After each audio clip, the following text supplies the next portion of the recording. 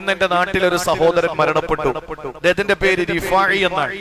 വളരെ സാധുവായ, സാലിഹായ, സാത്വികനായ ഒരു മനുഷ്യനാണ്. അദ്ദേഹം ഒരു പണ്ഡിതനല്ല, അദ്ദേഹം ഒരു സാധാരണക്കാരനാണ്. ഒരു പണ്ഡിതന് ജന്മം നൽകി എന്നുള്ളത് ഒഴിച്ചാൽ പാണ്ഡിത്യത്തിന്റെ ഏതൊരു അഡ്രസ്സും അദ്ദേഹത്തിനില്ല. പക്ഷെ അദ്ദേഹത്തിൽ ചില ക്വാളിറ്റികളുണ്ട്.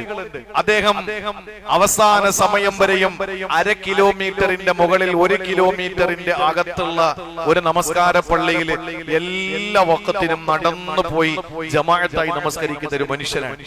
അദ്ദേഹം ആരെ പരിചയപ്പെട്ട ആരെ കണ്ടാലും വഴിയിലൂടെ പോകുമ്പോൾ തടഞ്ഞു നിർത്തി അദ്ദേഹം സുഖവിവരങ്ങൾ ചോദിക്കുന്ന ഒരു മനുഷ്യനാണ്. അദ്ദേഹത്തിന്റെ ഏറ്റവും വലിയ ക്വാളിറ്റിയായി ഞാൻ മനസ്സിലാക്കിയിട്ടുള്ളത് അദ്ദേഹത്തിന്റെ വേഷമാണ്. അദ്ദേഹം പണ്ഡിതനല്ലാതെ ഞാൻ ആദ്യമേ തന്നെ പറഞ്ഞു. അദ്ദേഹം എപ്പോഴും മുണ്ട് താഴ്ത്തി ഉടുത്തെന്ന് പറഞ്ഞാൽ മടക്കി കുത്താതെ അദ്ദേഹം എപ്പോഴും തലയിൽ ഒരു തൊപ്പി വെച്ച് അദ്ദേഹം ഇങ്ങനെ പള്ളിയിലേക്ക് പോകുന്ന രംഗം, അത് അതുവഴി പോകുന്ന ആളുകൾക്കൊക്കെ അറിയാം. ആ രീതിയിൽ സാത്വികനായി ജീവിച്ച ഒരു മനുഷ്യനാണ്.